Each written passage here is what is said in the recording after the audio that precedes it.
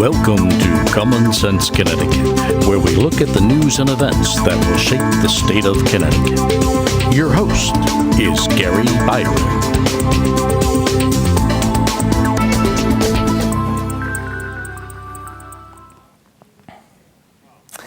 Good evening and welcome to Common Sense Connecticut. I'm Gary Byron. Well, you look outside your window, you look at the temperatures on a thermostat. Spring has finally sprung. And another good visual sight, knowing that spring has finally come after a horrendous winter, is scouting is back. People are talking a lot about scouting and the activities that the Boy Scouts do in state, as well as baseball. That's always a good sign, is when you see pitchers and catchers report in February, some spring training games in March, and of course April being the opening month of baseball season. Our first guest tonight is no stranger when it comes to baseball. Her name, Linda Ruth Toissetti. That may be a little familiar to you, but once you see her face, the resemblance is just uncanny. This is the granddaughter of the Babe Ruth. Linda, it's good to have you on the show. Thank you so much for being here. Thanks for having me, Gary. You must get these appearances all the time. Does Major League Baseball actually contact you to do shows? Well, actually, no. It's people like you or people that still love the Babe, that get the excitement, because Babe is definitely excitement, and they ask me to do this, and it's goodwill for my grandfather. I mean, he was a wonderful person. Who would not want to represent him and But he's tell larger stories. than life. I mean, you could think of well-known baseball players through the years. You know, Mantle and Mays and Reggie and Carl Yastrzemski. You can just go through the years but Babe Ruth is kind of like. What's interesting, Linda, is that there was baseball before your grandfather even became a player. But he is known as the icon. He's the icon's icon of baseball. He wrote the blueprint for the home run. He really did. It was base to base until my grandfather, when my grandfather was 7, and he was at St. Mary's, the orphanage and reformatory school. He was 7 years old when he was given a bat, and he hit a home run over the right fielder's head. Well, so that'll tell you what a phenomenon he was. He was from a child. Before we start going into your grandfather, let's just talk a little bit about you. And what is it like to have such a legendary figure in the sport of baseball as your grandfather? How did you even find out he was he was what he was? I really could be walking with a head like this if it wasn't for my mother, Dorothy. She was my mother. She was the only blood daughter. She was little Dorothy on the train in the Goodman movie. Sure. And so she's a blood daughter. That's why the face. I had no chance. I was in 8th grade, and my grandmother, we went to live with my grandmother for a little while, and she had baseball pictures all over her den. And it was my job to keep them clean. But Babe just disappeared with Ted and Mickey and all these players on this wall. So I knew Babe Ruth, and we used to talk about grandparents, but I said, Mom, how come we never talk about you? You played ball for a living, go play. And don't forget, I'm 56 years old now. So then when your mother said go play, you go played. Don't think about it. And so finally in 8th grade, a priest came over to have dinner at the house. And the next day, this kid walks up to me and says, is your grandfather Babe Ruth? I went, yeah. Do you know what he did? Yeah, he played ball for a living. The kid looked at me like I had 5 heads and went, okay, but did you know? And he proceeded to fill me in on this famous ball player. So I go home to my mother. You didn't tell me I was famous. Don't forget, that time, famous to me was Davy Jones and Monkeys. That ought to date me. And I said, we're famous. And she goes, no, you're not. I said, yeah, your dad's famous, you're famous, I'm famous. She goes, no, just makes you lucky enough to be born in this family. You didn't hit the ball.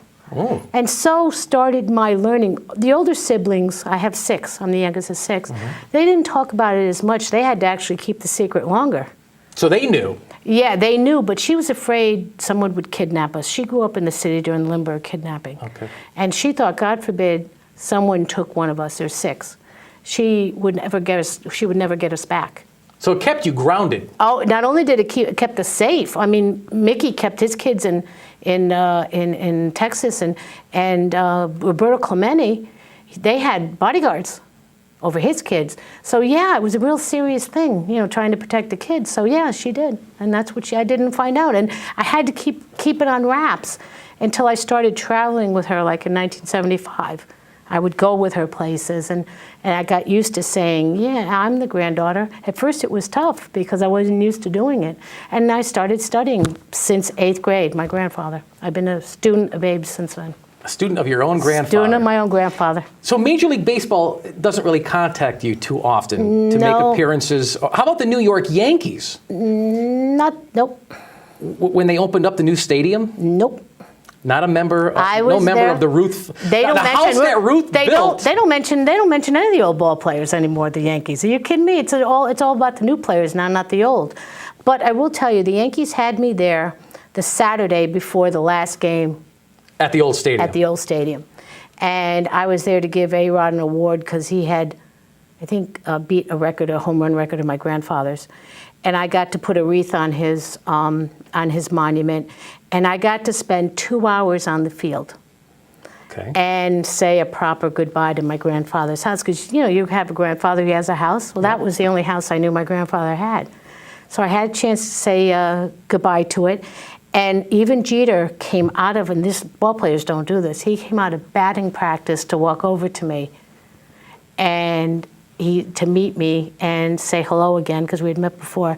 And I said, would you take the spirit of Babe to the new stadium with you?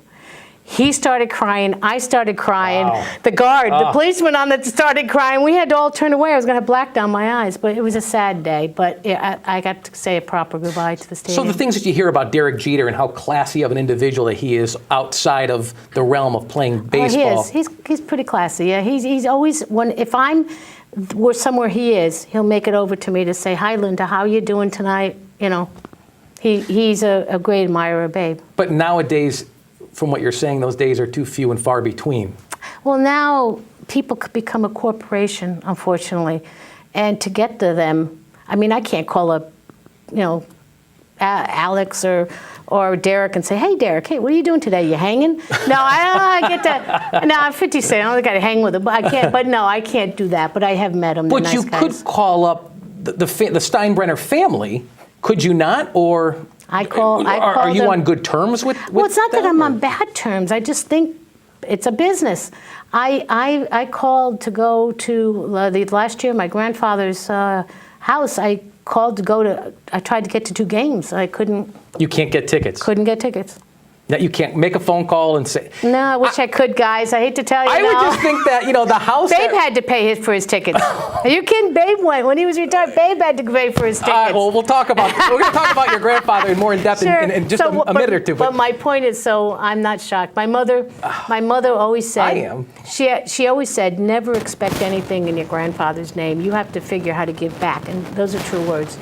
And I agree with that to a certain extent. I would just think that the old Yankee Stadium, the house that Ruth built, the house that your father Grandfather, helped, yeah. I'm sorry, your grandfather, helped it make so legendary. Yeah. I would have thought they would have invited you at least to opening day of the new stadium, just to kind of maybe put your hands on home plate or something. No, I don't think they want me anywhere. The new stadium. It may bring Babe back to the old. Though they did a nice little. I tried to get them to put a statue up to Babe in Babe Ruth Plaza.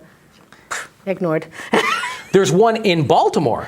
Yes. Not too far from Camden Yards, right? Yeah, with the wrong glove. Yeah. Yeah. They said, didn't you notice in the unveiling? I said, yeah, but I don't look at my grandfather's rear end. It's hanging off the back. Well, he was also on the Red Sox, too. Yes, he was a Red Sox. He was with, actually, he was with the Orioles when they were an international team. Then he went to Boston. He was only in the international team like 3 months. He wasn't there long. He went to Boston. And then from Boston, he went to New York. And from New York, he went back to the Boston Braves. Okay. Are you yourself a fan of baseball?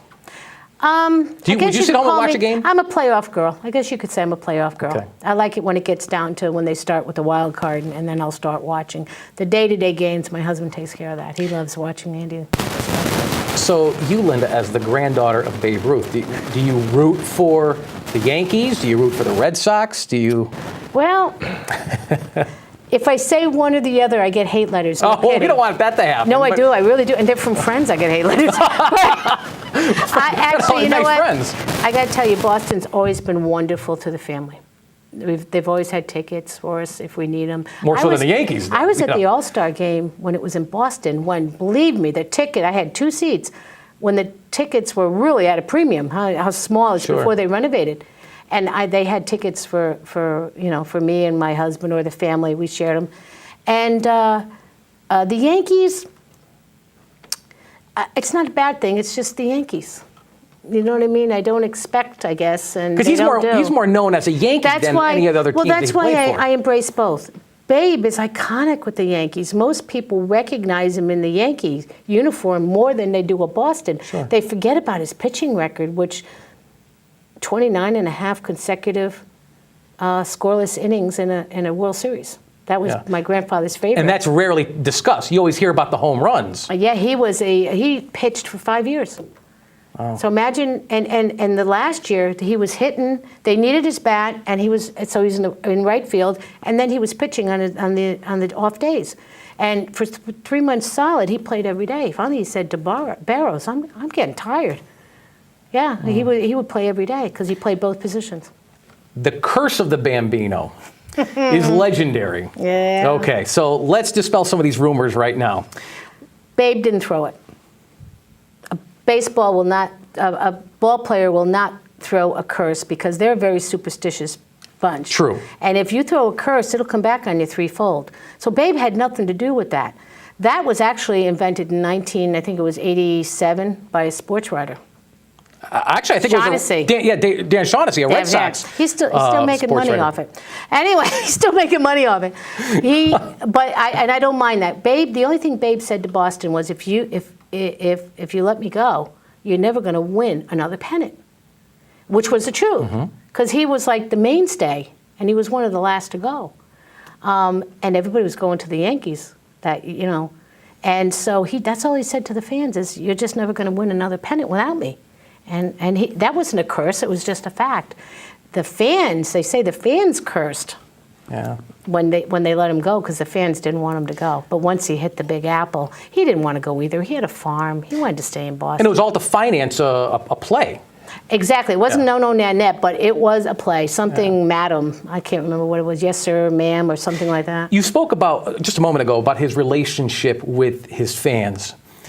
That's something that he was very aware of. He was aware of himself and the impact that he had on the ball game, and also as an individual player.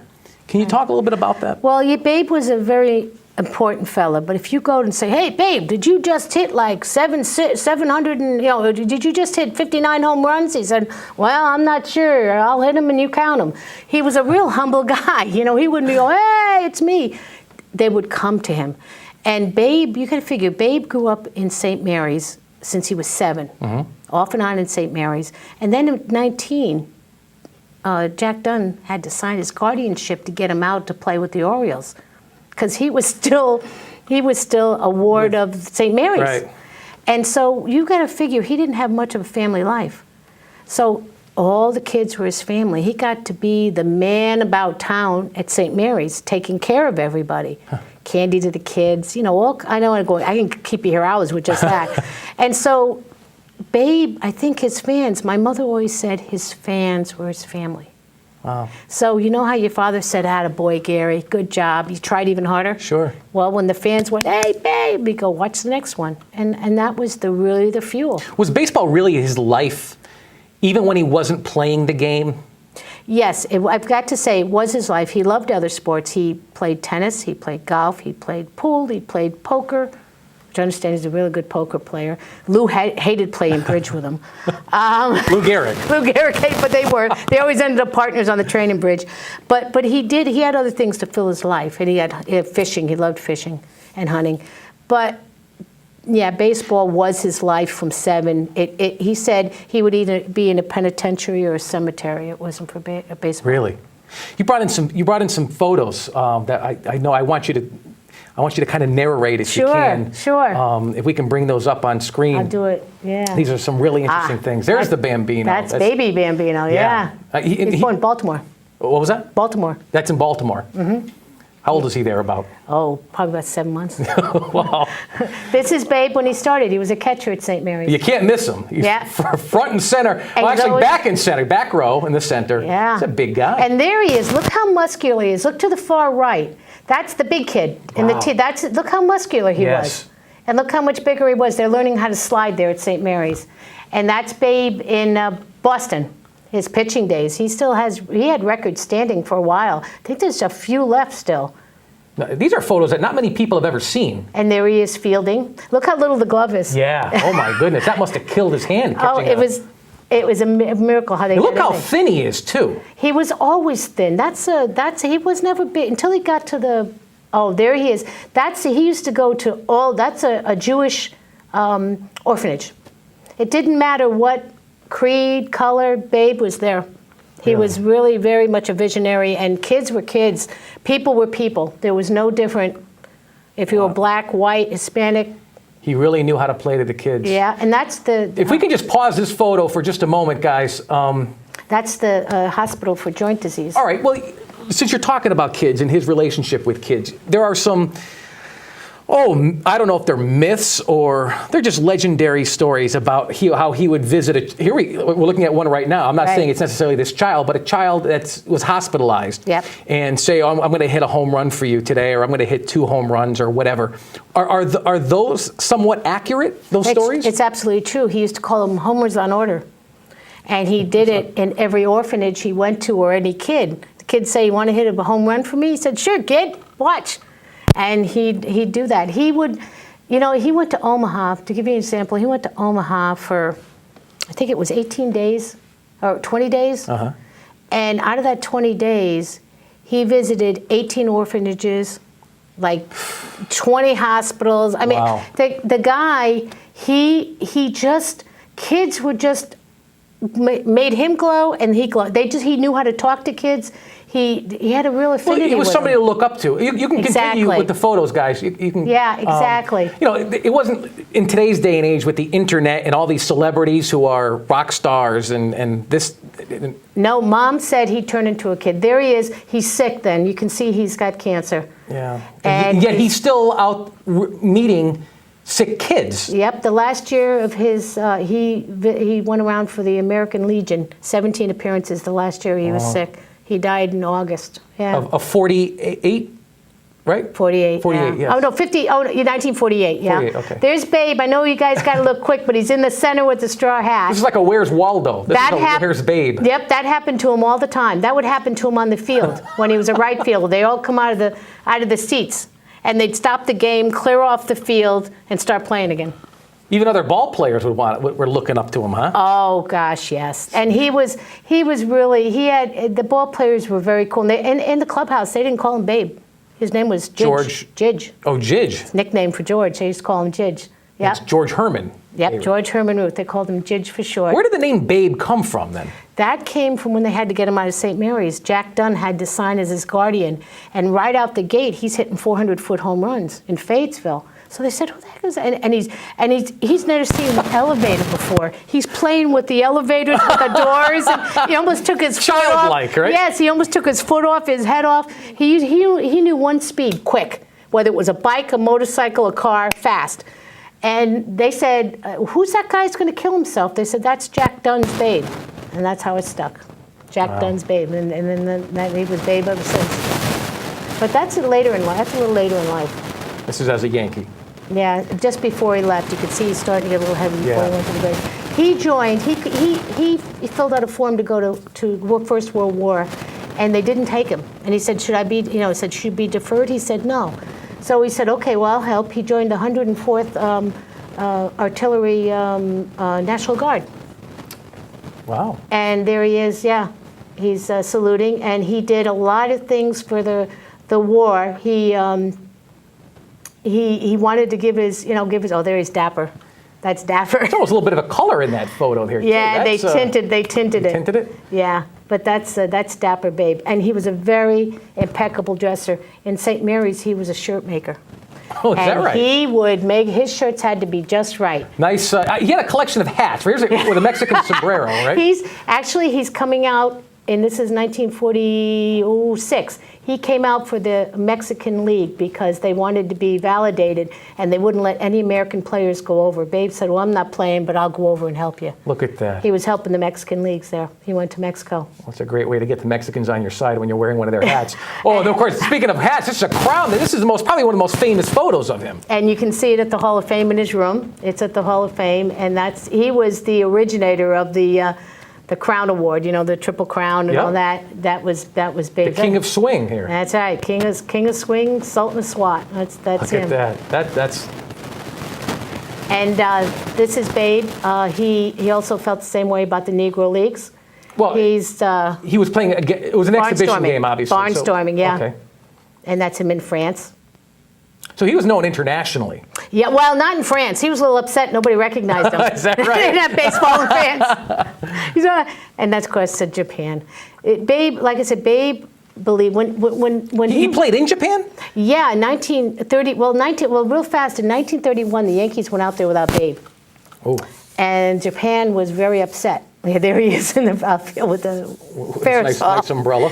That's one of the Japanese parasols. And they said, well, thank you for coming, but if you don't come back without Ruth, don't come back. You can't blame him for that. So Babe went in 1934. That's a parade. Okay. And he, when he got there was 355-foot stadiums that nobody would hit. They weren't hitting home runs out of until Babe got there. All the Americans before him weren't hit like 931. Nobody was hitting home runs. Oh. He started. There's the team. In Connie Japan. Mack. Yep, with Connie Mack in the middle. And what happened was, this is before World War II, so you figure they still thought their emperor was God. Well, they thought my grandfather was God. And they wanted him to stay in Japan. Of course. And Babe said, I'm an American, I'm going home. But when he got back, our government confiscated all the home movies. Oh, because it's World War II. Sure. Mo Berg, a player on that team, I don't know which one he is, he was a spy. Oh, is that right? Team, yeah. Here he's with Jimmy Fox. Double X, yeah, Jimmy Fox. And you had a relationship with Jimmy Fox. Did he get to know your family very well? No, he loved my grandfather. I missed him too, but I did meet his daughter. Okay. And this is Babe with Bob Musial. That's in the opening day, 1922. Landis had both suspended them. Because this is opening day, you said, right? Opening day, 1922. They were both, because one he was barnstorming, which was a non-written law you didn't barnstorm with the Negro Leagues. And also they trumped up this old, if you won the World Series, you couldn't barnstorm or something. They took this thing out of the cobwebs. And they got Bob Musial and Babe for quite a few games. I think it was like 40 games. So they weren't given preferential treatment because of, or at least Babe, because of who he was or who he is. Well, quite frankly, Landis. This is when he caught he caught balls out of the National plane, Guards. Right? He caught a ball like 300 feet or something from the plane. But Landis wanted to be the commissioner who saved baseball, not Babe, and that was the problem. Babe was the one that saved baseball. That was it. Sure. That's him clowning around, cooking. He's probably cooking either for the Scouts or for American Legion or Knights of Columbus. He used to get involved with all these, and he's grilling. And that's how I'm related. That's my mother Dorothy on the farm in Sudbury. He would have been. I think he was with the Yankees by then. Yeah, he was with the Yankees. But that's my mom on her back. That's Dorothy. Apple of his eye. In here. That's with the mascot. I just like the look. He's like, what are you going to do with that, son? Can I help you with that? I love it. Uh-oh. And that was the last appearance he made. I think it was June or July of 1948. He died in August. That's Bush. That's President George Herbert Walker Bush, the 46th He was president. captain of the Yale baseball team. And he was presenting papers from a book that was written about him by Dan Considine. That's amazing. And that's the classic. Yeah, that's Babe. That's another photo everybody's That's seen. historic. Everybody loves that. And that one was out. There's one where he was looking straight up, this pop-up. That one's out. Here's another myth, that he would point out to the outfield to indicate that he was going to be hitting a home run in the exact location in which he was pointing. That was it. Yep, he did it a lot of times, but the one that's the most famous is 1932. It's a World Series against the Cubs? Yep, the Cubs. And what happened was, Babe, there was a lot of really fighting, and they were spitting on Babe, the fans, when he got to Chicago, and they were hitting Claire, and Babe said, I'll take care of it on the field. And what happened was people were throwing vegetables, and it was just a really riotous, the two teams coming together. It was that's when you could, jockey off the bench, like your mom did everything you could possibly think of off the bench. And Babe just said, that's it. They were jeering him because 2 strikes. He didn't even take the bat. And they were jeering at him because he got 2 strikes. And he's going, that's it. I'm him. He just pointed. Whether he's going to cram it down Ruth's throat or he's going to hit it out of the ballpark, whatever way, he pointed into center field where there were temporary seats. And on the next, he let it go, and it was the longest home run hit. Was it just intuition that he had? I think he did have an intuition, because in 1921, he hit a ball, and the manager said, I love it, right there, Babe, hit it there, but higher. And he said, okay. You got to figure, this guy had a bat in his hand from 7 years old. Right. And he practiced every day, rain or shine, in Baltimore. And when he wasn't playing it in the summer, he wasn't playing it, barnstorming it in the winter. So, what do you think? Don't you think he had pretty command of that ball, that he could put it wherever he wanted to? What about the relationship that he had with other players, either that were on his team or on opposing teams? Well, Babe was the only player that actually could sit in another dugout during a game. He'd come out and take his turn out of another dugout. What was his relationship like with the other players? That's why were they that envious? Oh, yeah. No, they weren't envious. I think a lot of them, they admired him. He was the guy to be like, especially the up and coming. Ty Cobb wasn't crazy about him because he was on his way out and Babe's on his way in. Right.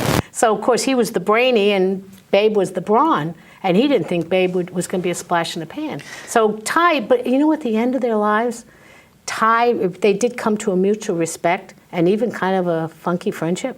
They really did. Yeah, they really Because you always did. hear about the rivalry that he had. Right, but as you get older, he'd just shake his head every time Babe did it. So he was very aware of himself. He was. Babe was very aware, and he was aware of what he could do. He was aware of what he could get away with, and that's what I most admire about him. Because here was a man who could go all over England, all over the place, and demand just about anything and get it. So that he would use his talents, and as a result of that, his celebrity status at the time for humanitarian purposes. Bring up the Negro Leagues. Right. He thought they should be part of it. That's the one thing Landis was he wouldn't shut up. That's why he got suspended, too. Yep, because he wanted them to be part of Major League. He said, what are you doing? These are good players. What are you, nuts? And then he went to Venezuela. He went to Puerto Rico. He went to as an ambassador Cuba, of baseball. Yes, he wanted it to be a world sport. And I still say if he had lived longer, we would be looking at baseball as a world sport. As much as Landis was kicking, it would have ended up being a world sport. and of course they call it the World Series. Yeah, exactly. On a personal level, outside of the uniform, and it's now off season. You hear, you've seen movies about Babe Ruth, and I'm going to ask you what your favorite one is in a moment. Oh, God, it's too many. But, you hear about things about, he drank a lot, and he always smoked, he always had cigars in his mouth, are any of these that you hear, that your mother would talk about? Well, what people don't realize with Babe was he liked to show off, too. So if they said, hey, Babe, did you have 24 eggs with 2 steaks and 3 piles of flapjacks? Yeah, sure, I had. I chased it down with a gallon of orange juice. Was he a voracious eater? Yes. He could, but they did a test on him in 29. He had to eat 6 times a day to nourish the energy he gave off when he was younger. And you were telling me this early, off camera. He weighed the most he weighed when he played. 134 in a 6'2" frame. Yeah, so it's not. You're getting that today. Yeah, but he wore it differently. Yeah, well, don't forget this. They're baggy. The uniforms. Yeah. Any way you look, Babe had a big chest. He was like barrel chested too. He'd suck his gut in, and there would be this big chest. You know what I mean? So, I think it's the angles of the pictures. But no, he wasn't, not until he got to Boston after he was 40. Then he started gaining weight. Yeah, like anybody else. So let's talk about the family man of Babe. The stories that you've heard handed down from your mom and your aunts and uncles. My mom told me she understood at a very young age that her dad belonged to many people. Don't forget, she grew up as a baby. They'd come over and say, who's the greatest baseball hitter in the world? And she goes, Daddy, of course. And that was at like 2 years old. She's right. She was a little princess. She could go anywhere she wanted. And she'd actually get out of the chair, walk down into the dugout, and say hello to the guys. Give her daddy a kiss, get up, walk up, and, it was a different time then. And she said he was as much a family man. He loved family. Family was important to him. It was hard for him to get family time. Yeah. But when he was home, he was there. You know what I mean? And then he would go on his hunting trips too. So do that with just being there for home games. It wasn't he wasn't home every night. But my mom seemed to understand it. And she said that's just the way it was. She loved him as he was. The public could be very demanding. Exactly. So even when he wasn't playing, he was still being needed. Oh yeah, even if they were out and if he went somewhere, they would expect it. People would come up to him. Babe never turned down an autograph. In fact, the people that would take him to dinner would say to people, please let him eat. And he'd go, no, it's okay. And he'd sign. He never turned down. If you did a favor for him, these are from people who knew him. They're like 98 years old now. Wow. He said, when you did a favor for Babe, he'd do you too. That's what a good man he was. After his retirement from baseball, what was his life like?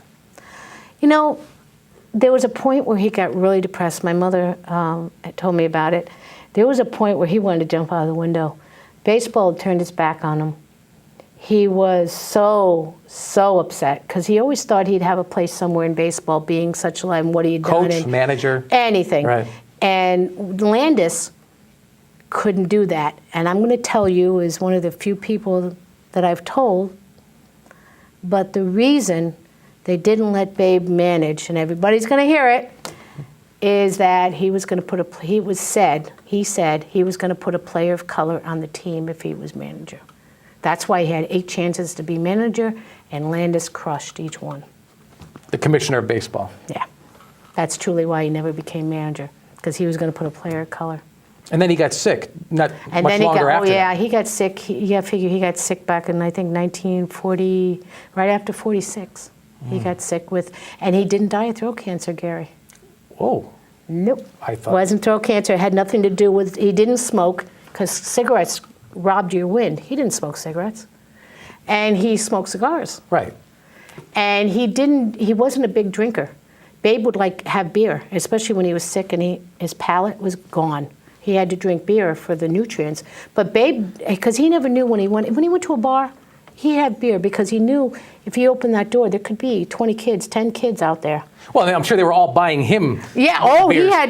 But he never would drink them. So then what did he die of then? He died of nasopharyngeal carcinoma. And what that is where your throat drains into your nose, where everything drains? Yeah. Well, behind the nose, it was a tumor. Oh.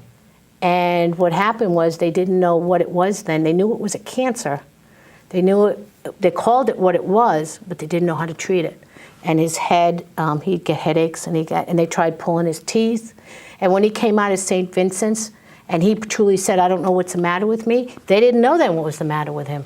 It wasn't till later on. And there was, I can't remember, tryptophan or something like that. There was a new chemo out. Something. It's this long thing. Anyway, nobody had tried it. And we do use it in today's cancer right? now. Babe said, Babe, we don't know, it might kill you. And Babe said, will it help you? And he goes, yeah. He said, well, give it to me. I know, I'm dead anyway. He was already declining, yeah. Yeah, he was declining anyway. So he said, give it to me. It bought Babe 2 months. You'll see Babe's really gray in some pictures, and then all of a sudden, on Babe Day, he was gray and white. And then you'll see on the 25th anniversary of Yankee Stadium, when he's leaning on the bat, his hair is dark, and he looks a little better. It was the chemo. I'm running out of time. I know. I've only got a couple of minutes, but there's Okay. still 2 more things I got to ask you All about. right, go ahead. One of them Okay. has to do with the movies that have been made about Babe Ruth. If you enjoy baseball, go ahead. You can't tell Babe's life in 2 hours. Well, It's of course. impossible. Of It's course. impossible. But do you have a favorite? I just think the jokes, the time, I just can't imagine. My grandfather, they used to play jokes, and he nailed Frank Cossetti's shoes to the floor because it was wood, and he put 2 eggs in the toes. And then that day, someone had a picture. I saw it was him in a white shark skin. I don't tell you how much white shark skin suits. They cut it right up to the thigh. There's Babe with his underwear and his leg hanging out, signing for the kids. And he never turned down an autograph. That's my favorite thing. But was there an actor? There was a made-for-TV movie done in '91. Stephen Lang. All right, and then John Goodman portrayed him in a feature motion picture. He's a good guy. He didn't have good material. And William Bendix was a farce. Please, that was so not true. Any of that. The only thing was the dog being hit as a true story. So do you have a favorite one? A favorite? Yeah. A favorite movie about him? Sandlot. Sandlot? Sandlot. Really? Sandlot. That's a Babe Ruth type of movie, and Everybody's Hero. Okay. I don't. Not yet. My last question for you. The miniseries will be the one I'll be favorite. When's that coming out? Soon. I'm working on it. Yes? Oh, it's going to be dynamite. In today's game, okay, you believe, of course, do you believe that records are made to be broken? My grandfather coined that because he was breaking his own when he said it, but yeah. Okay. So then you've got Maris back in '61 who Did it honestly. Who did it right? He did it honestly, but with a little more time. Hence the reason for the asterisk next to 8 games. Right. Aaron needs an asterisk.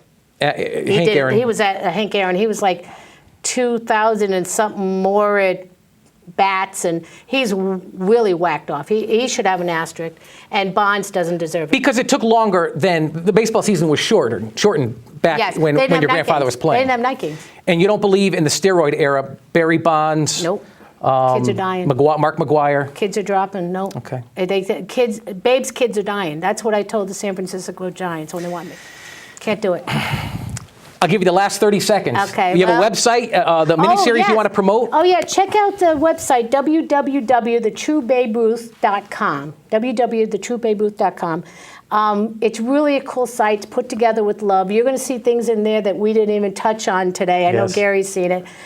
My grandfather was a home run hitter, a great guy in every way, visionary. And this is our second time, actually. Yeah. Would you come back on the show again? Maybe we can talk about other things that we just did not have the time. I would love to. I tonight. would love to do it. I'd love to talk to my grandfather. Thank you for giving me the chance. Thanks for coming on to Common Sense Connecticut. Linda Ruth Toissetti, the granddaughter of the legendary Babe Ruth. Coming up after the break, Bob Perrell, Connecticut River Council Publicity Director for the Boy Scouts of America. Another spring thing we can look into. We'll talk to Bob. Stay with us.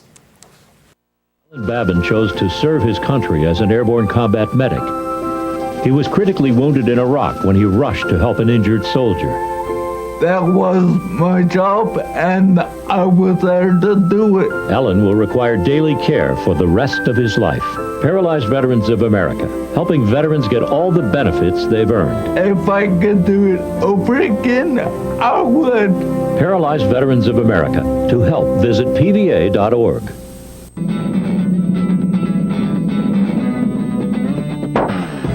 Hi, I'm Reed Sorensen. Racing has been a part of me and my family for as long as I can remember. I had to make tough choices early on to get to the top. It took hard work and dedication. But it's those tough choices that help me prepare for challenges I would face as a cup driver. Make the right choices today and be ready for the challenges tomorrow. This message is brought to you by the U.S. Air Force. And now, another adventure with Savings Man. Let's live at the beach. Let's golf every day. How about a trip? Season baseball tickets? Sounds like you're planning for retirement. Hey, savings man. Are you saving enough? We are, thanks to the easy ballpark estimate worksheet at choosetosave.org. Hope you're saving for health insurance. Absolutely, because health insurance is important. Thanks, savings man. No, thank you. So visit choosetosave.org and get your ballpark estimate today. Welcome back to Common Sense Connecticut. Continuing with our spring theme, we have the Connecticut River Council Publicity Director, Bob Perel, with the Boy Scouts of America. Hence the reason for the get-up, as well as Boy Scout Gavin Donahue. He is a member of NCTV, which is Newington Public Access Television. Thanks for coming on to Common Sense Connecticut. Glad to be here, Gary.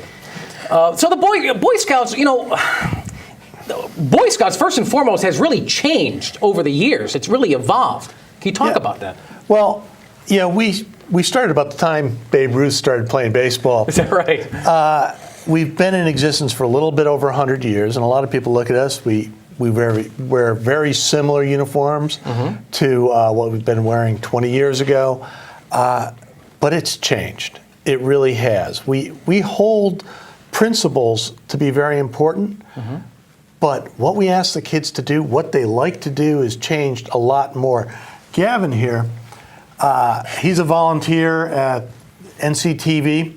He's one of the cameramen. In fact, he was filming the previous segment. 30 years ago, you wouldn't see a Boy Scout being a film director. Although Steven Spielberg started his film career in Boy Scouts. I did know that, yes. But now we're trying to meet the needs of our new scouts, but keep our fundamentals the same. We have geocaching as a merit badge. That's, instead of map and compass, use a GPS. It's kind of hide and go seek in the woods with objects. So really, this new era of scouting is, if anything, keeping up with the technological advances that we've seen over the last decade or so. Oh, robotics merit badge, inventions merit badge. There's a new merit badge that hasn't even been officially announced yet, but you got to think TV with forensic merit badge. Interesting. So let's talk about merit badges. They still have to be earned. Oh yes. Nothing is. Couple of them with him. So nothing is just given. No. You have to go out and earn it. That's the principles behind scouting. You have to grow as an individual. You have to become a leader, become a citizen. Learn to make ethical decisions. Those are all there. You can't teach a child to make ethical decisions and just give him things. Okay, but let's go back to the origins now of scouting. What was its purpose originally? Well, interestingly enough, in 1907 in England, Lord Baden-Powell, who was a war hero in the Boer War, looked at the English youth and said, well, they just don't have the outdoor experience. They don't have the they don't have the moral structure behind it. If you listen to adults today, they're saying the same things. Kids aren't getting out enough. Kids aren't being active enough. True. Kids aren't doing constructive things enough. So that's still there. That's where the origins came in, and we're just modifying the tools to help achieve those very same goals, to make better kids. What kind of kid would make a good scout? What do you look for? What does the state look for, or the state scouting? Well, we look for all types of scouts. You have a kid here like Gavin, suburban scout. Okay. He, goes to the Newington High School, volunteers around town, and we have a whole branch of what we call Scout Reach Scouts. Those are individuals who wouldn't have an opportunity to do scouting, primarily in the inner city. Okay. The Boy Scouts raise the money. We actually hire people to help lead them. Most of our suburban troops are led by volunteers, but economic situations in the inner city are such that you can't have an individual who's worried about the next paycheck commit to the hours that you need to be a scout leader. I'm going to ask you, Gavin, if you don't mind, how long did you start off as a Cub Scout? Yes, I did. I started up as a Tiger Scout, which is the lowest you can go in the youngest. That's even youngest. I was going to say. Sorry. That's the youngest. Like a Daisy would be before they're a Brownie and a Girl Scout. Yes, and what was really interesting is I came home from kindergarten one day with a flyer that said, join Cub Scouts. And I was like, yeah, let me do it. And funny enough, my brother had always turned it down until I decided I wanted to do it. He decided he wanted to do it. What made you want to continue, though, as a Boy Scout? Well, now my older brother's in, I got to get as far as him okay. so far, but I like it. I really do. But isn't there, generally speaking, is there an age in which a lot of the Scouts end up dropping out? Maybe they discover sports, girls, dating, and that occupies, because I would think time is girls, sports, sure. job, right. and cars. Well, you forgot. And you got to put gas in the car, which means you're going to need a job. Yep. You're right. Yeah, you're right. You're right. And one of the things that the Boy Scouts are doing to combat that is to provide a better set of programs for the older kids. Okay. We have things like Venture Scouts. We have Explorer Scouts. You mentioned girls. Well, starting at age 13 and graduating high school, you can join Venture Scouts. It's an affiliated program where boys and girls participate. Boy Scouts and Girl Scouts? Or No, just boys and girls. Yeah, They're both part of Boy Scouts. Oh. Although a lot of our venture crews with females, they do come from Girl Scouts, because we do offer a more outdoor adventure program than the Girl Scouts. So you're still do. Camping? Oh, yes. Yes. Okay. Yeah. You also have a thing called Explorer Scouts, which is more of a career-based opportunity. It has things like the Fire Scouts, where they're fire cadets, police explorers. We have a law and government affairs explorers. We have an explorer post in a hospital. So they get to explore their careers, work side by side with people in the professions they want to examine. Our law and government affairs explorer post, it's in the center of Hartford. They actually were recognized by the Bar Association last year. It's some really neat program, and those are also boys and girls. Yeah. Do you notice the difference, though, from when a child enters scouting to when he finally exits scouting? Is there a big metamorphosis? Do they mature quicker?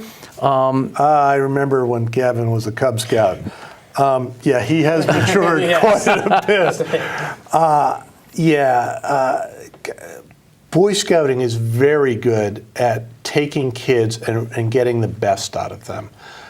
We've had instances that I've personally worked with young men that were abused at home. Oh. And in scouting, they got to meet some very positive role models who worked with them so that they didn't become aggressors, that they became instead conscientious young men that became leaders in our troop. And it's really neat to see. I didn't start out in public relations in the Boy Scouts. I did a full career in the insurance industry. And I got a chance to come here and work at an organization that really works with kids. Were you a scout as a child yourself? I was a scout as a child. I didn't join. I was volunteered by my Eagle Scout father and my mother. I was one of 5 boys. We could have had our own patrol had we been the same age. We all got involved in scouting. I got back into scouting when my son got in, and it was one of the best things that ever happened to my son, and one of the best things that happened to me, because I get a chance to work with kids. And that's a great thing, to come in every day and be able to work and help a young man become a better young man, and help young women too. And how do you teach that then? I mean, there's a certain element of parents take on quite a responsibility of shaping their children as well. So then, where does scouting or being a scoutmaster, how does that fit into the equation of shaping a child or even a teenager? Gavin, when you joined scouting, did we tell you that we were going to work on citizenship and leadership and ethical decision making with you? Not directly. No. What did we tell you were going to do? We're going to go camping. Yeah, we're going to go camping. So that's how you hook them in. Okay. And, we just, within scouting, it's a boy-led organization. The higher you get up in the organization, we have an administrative side, but on a troop level, it's boy-led. They make a lot of the decisions. Yeah. They run the campouts. which is a lot of work, actually. You don't really notice it as a younger kid, but as the higher you get up, the more and more responsibility gets put on you, which makes you that better person. The leaders start getting on you about, hey, did you do this? Or soon they're just going to, when I'm in my rank and level, they just stop asking. You have to. So you're a leader in your own right. Even though you're a scout, you have scouts that are under you, so to speak. Yes. I'm in charge of a patrol, and being a senior patrol leader, I'm in charge of the troop. Yeah. I share that responsibility with somebody else. So. We don't. I was going to say, explain what that means a little bit. Senior patrol leader, it's the highest rank, highest position for a scout to have in a troop. He takes charge of meetings, campouts. Okay. He's mainly in charge of planning. And leadership. Yeah. That's the true leadership. You have the senior patrol leaders, assistant patrol leaders. You have your scribes who take attendance, and you got your quartermasters in charge of equipment. All important, very, very important things. And it goes from Cub Scouts. Before there's Cub Scouts, there's you said this a moment the Tiger Cubs. The Tiger Cubs, the Cub Scouts, and then is there Weeblos? Is that still around? Yes. Okay, and then it's a Boy Scout, and then an Eagle Scout. I'm looking at the hierarchy of it's scouting. Divided in half, really, between Cub Scouts, where Tiger Cubs, Cub Scouts itself, and Weeblos are all part of the Cub Scout organization. And then you have Boy Scouts, which starts at age 11 and ends at age 18. And during that, you start as a scout, tenderfoot, second class, first class, star, life, and what's next? Life Scout? After life is Eagle, but there are 3 steps beyond Eagle that you can go. They're called POMs. They're additions to your Eagle Scout. Explain that. They're little 6 months, 3 months after getting your Eagle. 3 months. 3 months after getting your Eagle Scout. If you get 5 more merit badges, you get what's called a bronze POM, which is just saying you've worked harder after you've gotten it. You just haven't stopped, and so on. The more and more you add, you get POMs, and it goes up. It's bronze, gold, silver. It's not like the Olympics. Are there prerequisites? In other words, do you have to be a Cub Scout in order to be a Boy Scout? No. In fact, or an Eagle Scout. If you're interested in scouting, you can go to beascout.org and find units in your local area. You can join anywhere from first grade up to age 19 and 20 as a venture or explorer scout. And people do. People come to scouting late. And you know what? We work with them because a lot of these kids are interested in, when they join scouting late, a lot of them are interested in more than just camping. They're interested in learning and the leadership side of it as well. Life skills. Life skills, that's exactly. Is that really the mission statement, if you will, for scouting? It's going to take you in. Yeah, let me drop into my marketing side for a minute. Oh, okay. Our latest marketing motto, and it's a great one, is prepared for life. Okay. That's what scouting's all about. From when they enter in Cub Scouts, we work with them to become better children and eventually better adults. Right, sure. And prepared for life is what scouting's all about. Gavin here, he talks about what he can earn. Advancement is one of the things along with camping. A lot of the kids are ambitious, as Gavin is. But at the same time, he's here volunteering. That's something you learn in scouting. That's something that we ask our children as members of a community from Cub Scouts on to give back to that community. To become a Life Scout, to become an Eagle Scout, he'll have to have contributed at minimum 12 hours of community service. And Gavin, have you done it yet? I've exceeded this year. This year, yes. So that's 12 hours per year? No, it's 12 hours minimum. If you're in the program to be a Life Scout and you haven't done threefold or sixfold the 12 hours, I would be shocked. Kids volunteer. 75,000 hours of volunteer work were on Eagle Scout projects alone. in Connecticut. What are some of the you spoke very briefly about this a little while ago? Some of the things in which a scout can volunteer for. Obviously, with Gavin, it's for community access television. Well, but it's more than that. Even Gavin, Gavin's about to do an Eagle project. In fact, I'm his advisor, so he gets to work with me quite a bit about this. Every Eagle Scout has to conceive, plan, and carry out a project in the community involving adults and other scouts and volunteers with an organization outside of scouting. Oh, okay. Gavin, what's your project? My project is to work on the American Legion here in Newington. I'm building a handicap ramp. And it was a bigger project than I thought I was going to be taking on. I'll bet. But it's nice. I'm doing something outside the normal landscaping, wood chips. Are you doing this just yourself, or have you recruited other volunteers? What it is I have to plan everything, and what I have to do is when I get closer and closer to it, I got to start getting flyers out and saying, hey, I need help this day and this day and this day. Okay. Keep them aside so when it comes up, we'll be ready and we can get this project knocked out of the park. Turning into an adult right before your very eyes. How does this volunteering translate to college? And do universities look at scouting and the volunteering and the badges that you've had to earn when they look at candidates for their schools? I advise my scouts, my personal scouts, because I not only work for the scouts, but I volunteer for them as well. I advise my scouts, get it done in your junior year before your application, because they do consider They do, that. okay. It's very highly regarded in public education. An Eagle Scout is somebody who has accomplished something. I think Gavin's discovering right now that for his own project, the planning is actually going to take him longer than creating the project. Yes, even though the project is going to take close to 5 days right now, but that's why I need to build it to handicap standards. Where do you go from here? Where I go from here? Yeah. I got to make sure I get approved by the American Legion. I'm hoping to do that sometime soon because I only have until November of this year to finish up. And then I have to get approved by him to make sure it's up to the standards of an Eagle Scout project. Okay. Because doing something like building a bookshelf is not considered. Bob, you're talking that there's a program that people in their 20s, right?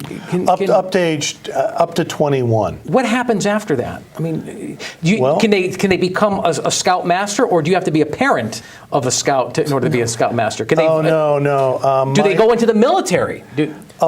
Actually, if you're an Eagle Scout and go into the military, when you graduate basic training, they give you a 1 grade bump in your. Oh. Yeah. So you graduate as a PFC, where the rest of your class graduates as a buck private in the Army. Something you'd consider? I've been considering the military. I've talked to over my parents. Of course. And I do feel strongly about it, and we've decided 2 years in college, and then if I still feel the need to go. How does Dad feel about it? My dad actually isn't too upset with it. It's more my mom. She doesn't want me heading over to a place of unfavor. But I really got into looking at the military after one of our assistant scoutmasters came back. Your dad is talking in my ear, by the way. He works audio for this very program, and is saying, "Go for it." Yeah, well, it gets me out of the house, I guess. I will let you know that among my very close friends that graduated high school with me were 2 Eagle Scouts. Neither of them went into the military. I am not an Eagle Scout. I ended up going into the military. One went into the Peace Corps. But both continue to volunteer. One was a candidate for Attorney General in North Carolina. The other one is in land reclamation in California. So it's both their love for working in the public sector came from the Boy Scouts. I only got another minute with you, unfortunately. There's been misconceptions about scouting. It seems like it gets a bad rap, especially in the media. And yet you're talking about how it's evolved and it's really changed from what scouting was years ago. So just in the remaining moments, how would you recruit new members of scouting? Well, there's messages for the parents that we do teach values. We do teach work ethic. We do teach leadership, citizenship, healthy lifestyles. There's a message for the kids that, come on in. It's a lot of fun. It really is. We get kids outdoors that have never been outdoors. We get them to do things. Especially inner city kids. Inner city kids. We had things, I've seen Gavin fly on the flying squirrel. Yeah. Is there a website that viewers can go to if they want to learn more about scouting? If they want to find a unit, a pack, or a troop in their area, it's beascout.org. Okay. If they want to learn more about Connecticut Rivers Council, which is what we're part of, it's ctrivers.org. There's a lot of information out there, and stay tuned to this channel. They'll run our Sounds like it PSAs. goes, like you said, it goes beyond the inner city. It takes people out of their element and teaches them life skills that perhaps parents have a hard time teaching. I'd like to thank our guest tonight, Gavin Donahue, also Bob Perrell. He is the publicity director for Boy Scouts of America. Also our first guest, Linda Ruth Toissetti, the granddaughter of Babe Ruth. Thanks so much for watching Common Sense Connecticut. Until next time, everybody, I'm Gary Byron. Good night.